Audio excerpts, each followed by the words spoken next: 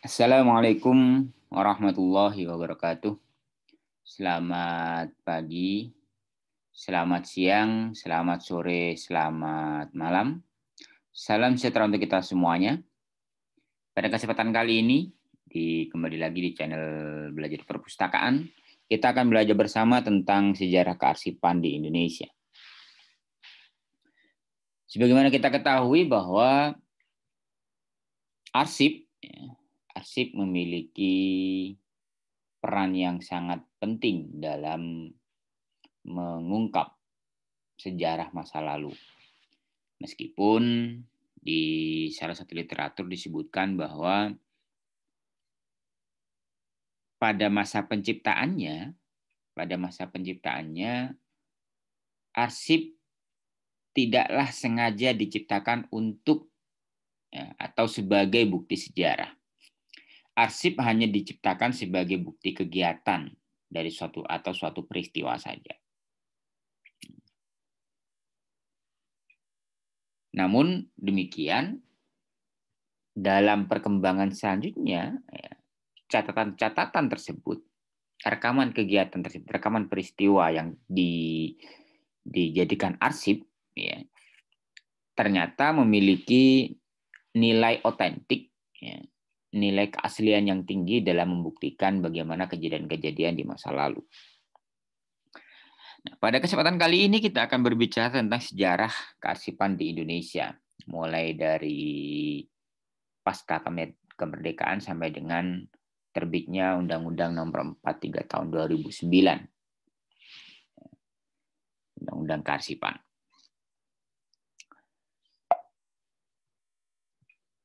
Secara definisi arsip, kata arsip di Indonesia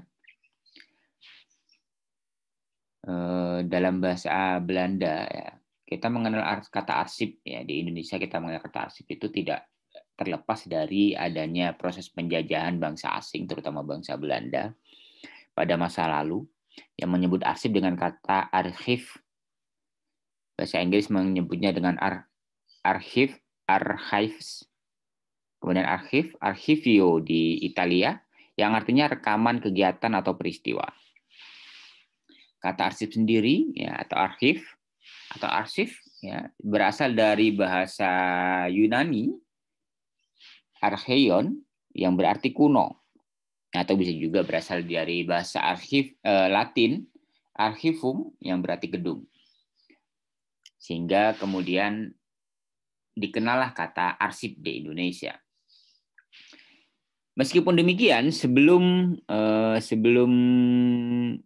mengenal kata arsip, Indonesia sudah mengenal model-model kearsipan, dengan istilah kintaka.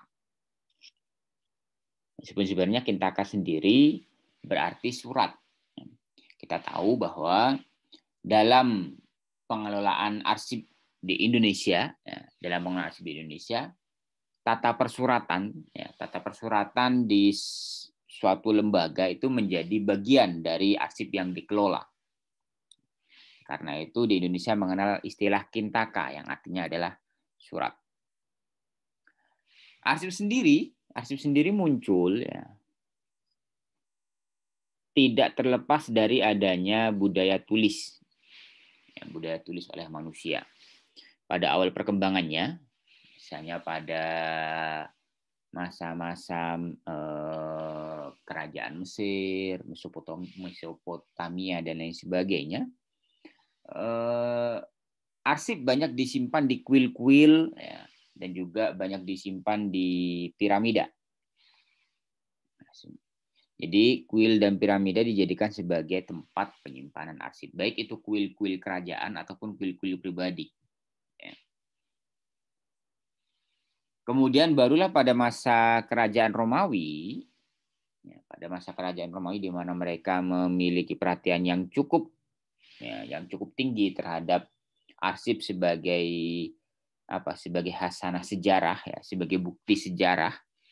Mereka menyimpan arsip di gedung yang khusus digunakan untuk mengelola arsip itu sendiri.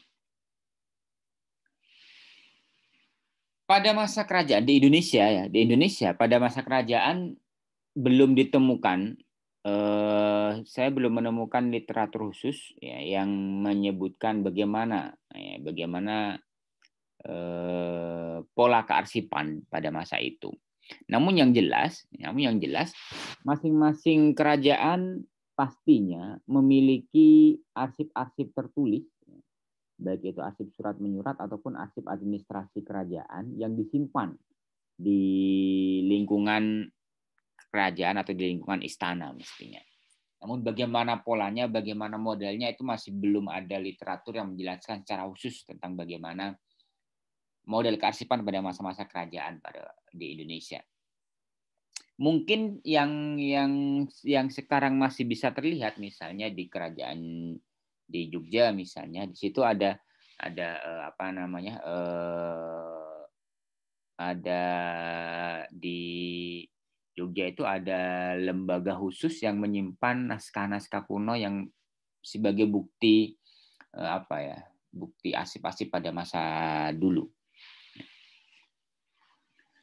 Pada masa VOC dikenal istilah pengelolaan arsipnya dikenal dengan nama resolutis Telsel. Namun pada masa VOC ini memang belum ada lembaga khusus yang menangani kearsipan.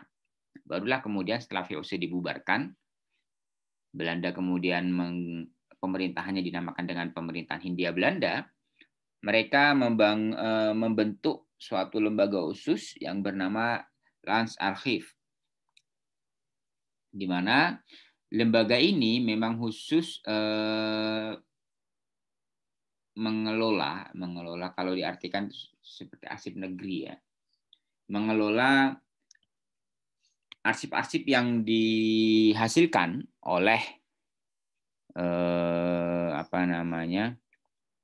oleh pemerintahan Belanda, Hindia Belanda pada waktu itu. Namanya Landsarchief. Ya. Kemudian pada masa penjajahan Inggris ya, ketika penjajahan Inggris tidak ada model pengelolaan kearsipan yang baru. Ya. Artinya pada masa kerajaan Inggris menguasai Indonesia pada waktu itu, mereka hanya melanjutkan bagaimana pola kearsipan yang sudah dilakukan oleh bangsa Belanda. Kemudian pada waktu penjajahan Jepang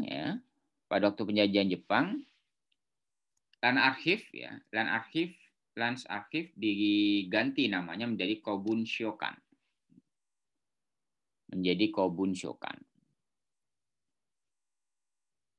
Ya, meskipun pada masa penjajahan Jepang ini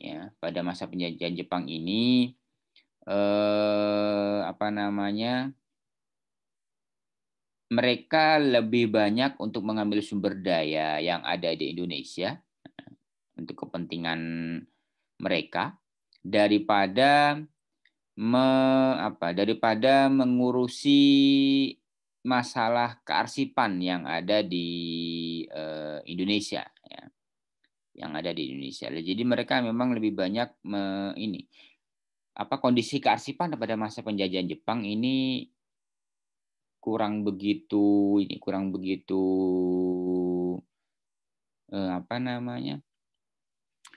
diperhatikan. Kobunshokan sendiri artinya adalah arsip negara. Barulah kemudian pada masa awal kemerdekaan Kobunshokan kemudian diambil alih oleh bangsa Indonesia, kemudian berganti nama menjadi arsip negeri. Namun masih berada di bawah kementerian. Tidak seperti sekarang yang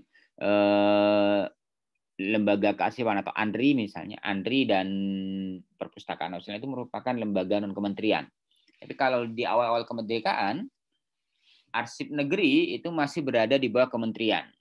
Pada awalnya adalah Kementerian pengajaran, pendidikan dan kebudayaan. Pendidikan, pengajaran dan kebudayaan. Ya. Setelah itu kemudian berganti-ganti, masih tetap di bawah kementerian. Ada yang sempat di bawah Kementerian Pertama RI, Kementerian Pertama Menteri Pertama Bidang Khusus, kemudian sempat juga Kementerian Kompartemen Hubungan dengan Rakyat, ya, dan lain-lain.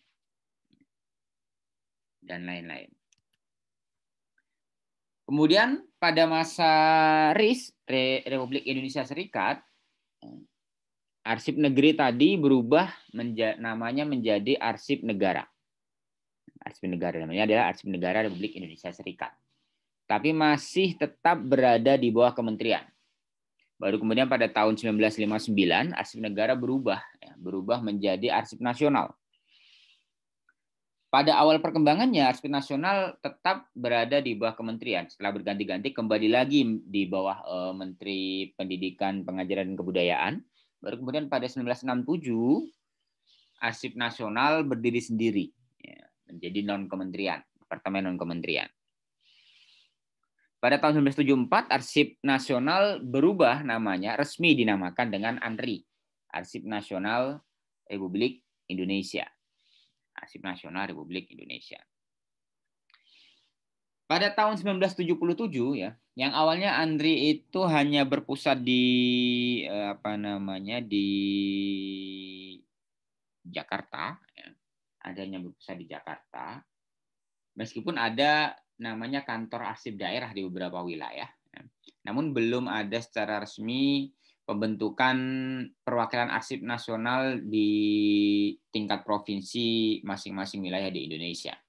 Baru kemudian pada tahun 1977 dibentuklah perwakilan arsip nasional daerah tingkat 1 di beberapa provinsi yang ada di Indonesia.